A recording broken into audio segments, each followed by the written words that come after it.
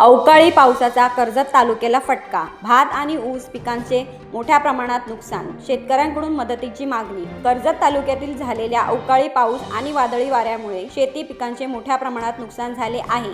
तालुक्यात अनेक ठिकाणी भात आणि ऊस पिकांना फटका बसला असून शेतकरी आर्थिक संकटात सापडले आहेत। भात कापणीला सुरुवात होत असताना आलेल्या पावसामुळे शेतकऱ्यांचे मोठे नुकसान झाल्याचे चित्र दिसत आहे। कर्जत तालुक्यातील कोळीवळी गावातील शेतकरी मंगेश गणपत मिसाळ यांनी आपल्या शेतात ऊसाची लागवड केली होती। मात्र 7 मे रोजी झालेल्या अवकाळी पावसासह वादळी वाऱ्यामुळे ऊसाचे पीक जमीनदोस्त झाले, त्यामुळे मोठे आर्थिक नुकसान झाल्याची खंत त्यांनी व्यक्त केली। अवकाळी पावसामुळे माझे मोठ्या प्रमाणात नुकसान झाले आहे, शासनाने तात्काळ पंचनामे करून नुकसान भरपाई द्यावी अशी मागणी मंगेश मिसाळ यांनी केली आहे।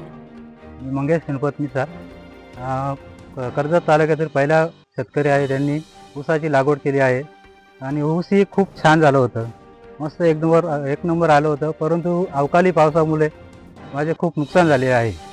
मागच्या वर्षी 5 मेला खूप नुकसान झाले होते आणि आताही यावर्षी 7 मेला अवकाळी पावसामुळे खूप नुकसान होत आहे। त्यांचं शेतीचं नुकसान तर खूप झालेलं आहे, तर सरकारने पंचनामे करून शेतकऱ्यांना नुकसान भरपाई द्यावी हीच विनंती। महाराष्ट्रासह देश विदेशातल्या ताज्या घडामोडी आणि बातम्या पाहण्यासाठी गुगलवरती जाऊन www.mumbaideadline24.com या आमच्या वेबसाईटला भेट द्या। त्याचबरोबर यूट्यूबवरती जाऊन मुंबई डेडलाईन 24 हे चॅनेल सर्च करा। सबस्क्राईब हे बटन दाबा। आमच्या नवीन घडामोडी आणि ताज्या अपडेट पाहण्यासाठी बेल आयकॉनला क्लिक करा।